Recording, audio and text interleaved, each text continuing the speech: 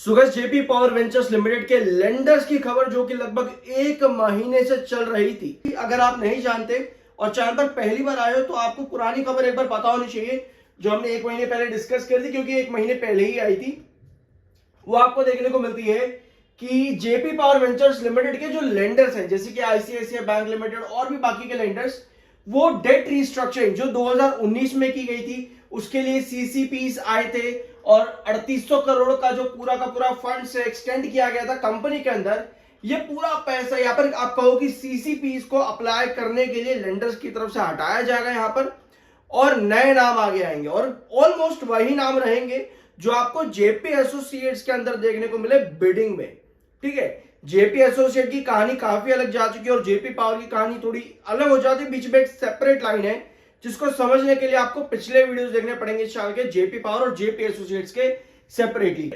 तो Adani power, Kotak alternate assets, Vedanta और ओआक्ट्री, ये कुछ नाम हैं जो पूरा उस 25% के आसपास का स्टेक है उसके लिए आगे आए हैं और यही वो नाम आपको लगभग देखने को मिले थे अडानी और आपके वेदांता, जो कि जेपी एसोसिएट्स में भी आगे थे, देख सकते हो आप यहां पर बिडिंग के अंदर। तो भैया यहां पर ओपन ऑफर से बिडिंग आपको देखने को मिलेगी इस एक्विजिशन में, जिसमें आपको क्या क्या देखने को मिलता है। पहले तो यहां पर आओ, marquee corporates Adani Power, Kotak Alternate Assets, Vedanta and Oaktree are among the players to bid for an investment in JP Power's CCP जो कि 3800 करोड़ के रहने वाले हैं। ठीक है, ahead of Friday's electronic auction for its parent company JP Associate। तो भैया JP Associate के अंदर भी बड़ी लगातार चीजें चल ही रही हैं, बट कहीं ना कहीं अभी भी JP Associate जो है फंसा पड़ा है कि भैया इसी तरह से आगे चलेगा या पर नहीं चलेगा। इसके लिए कहानी है काफी लंबी, इसके लिए आपको पिछले वीडियोस देखने पड़ेंगे।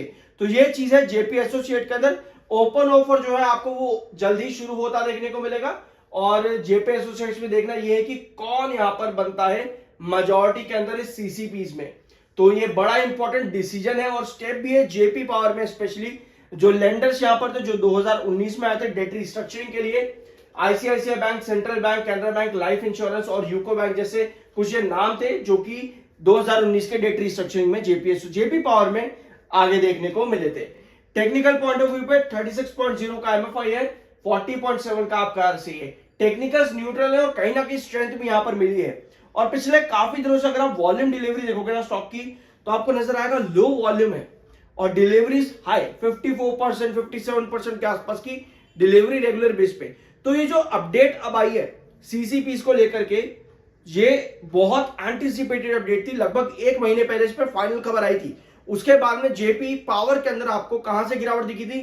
22 रुपए 10 पैसे से। यस, 22.10 से आपको गिरावट देखने को मिली थी उस समय, यहां से जैसे ही वो खबर आई थी। उसके बाद हम कहां पर है? 1860 पर आए, 1860 और नीचे वाला जो लेवल आपका है 1780 का। तो हम ब्लू लाइन पे जो अभी हम यहां पर अभी भी हैं, ब्लू डॉट लाइन पे, तो यहां से आपको लगभग 4 बार रिवर्सल दिख चुके हैं।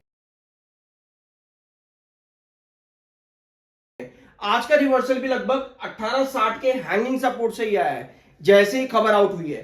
तो भैया ये रिवर्सल के अंदर आपके जो रेजिस्टेंस है वो बनते हैं 1940 पे। और ये जो तीन ट्रेंड लाइन आप यहां पे देख रहे हो ना, 1780 की नीचे वाली, 1860 और 1940, ये तीनों ट्रेंड लाइन आपको एग्जैक्ट 2024 के पैटर्न्स की तरह देखने को मिलता है। यहां देखो कितनी बार रिवर्सल आए आपके 1780 से, 1860 से कितनी बार, और 1940 कितनी बार आपका रेजिस्ट हुआ है। तो ये पूरा आपका जो साइडवेज पैटर्न यहां पर चला है 2024 में, ऑलमोस्ट सिमिलर पैटर्न आपको 2025 पर भी देखने को मिल रहा है।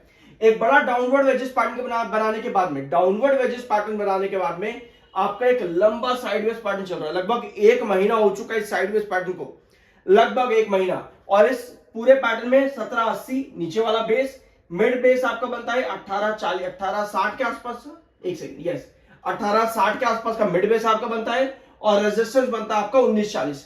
तो ये तीन लेवल्स काफी इंपॉर्टेंट है। आज की कंडीशन देखें तो आपके पास बायर आ रहे हैं यहां पर, नीचे की टेल लंबी है जो कि बाय को इंडिकेट करती है, ऊपर की टेल ज्यादा लंबी नहीं है जो कि सेलर यहां पर ज्यादा नहीं है एक्टिव इस समय। तो हमारे जो बेसिस है वो बिल्कुल 1860 पर अभी भी यहां पर बना हुआ है।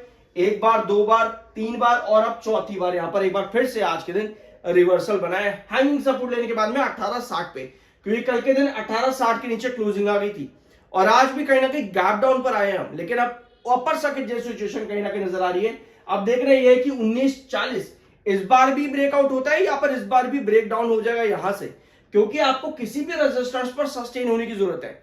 अगर मान लेते हैं कल के सेशन यहाँ पर आने वाले वीक के अंदर अगर आपका 1940 यहाँ पर आ जाता है, तो हमें यह देखना है कि हमारे पास कंडीशन इस तरह की क्रिएट ना हो, क्योंकि अगर इस तरह की कंडीशन आपके पास क्रिएट होती है, ऊपर की टेल लंबी जो कि सेल को इंडिकेट करती है, तो आप फिर से 1940 के पास रेजिस्ट करके नीचे आ जाओगे।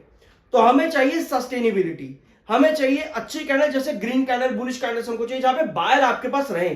तो ऐसे में 1940 के पास हमको बाइंग कंडीशन चाहिए ताकि ये रेजिस्टेंस आपका ब्रेकआउट हो सके, क्योंकि अगर 1940 आपका ब्रेकआउट होता है तो आप फिर वापस आते हो 2010 पे, जहां से एक बार हम रिवर्सल ले चुके हैं। तो 2010 आपका क्रूशियल रेजिस्टेंस हो जाता है 1940 के बाद में। तो ये कंडीशन अभी आपके जेपी पावर वेंचर्स लिमिटेड के अंदर।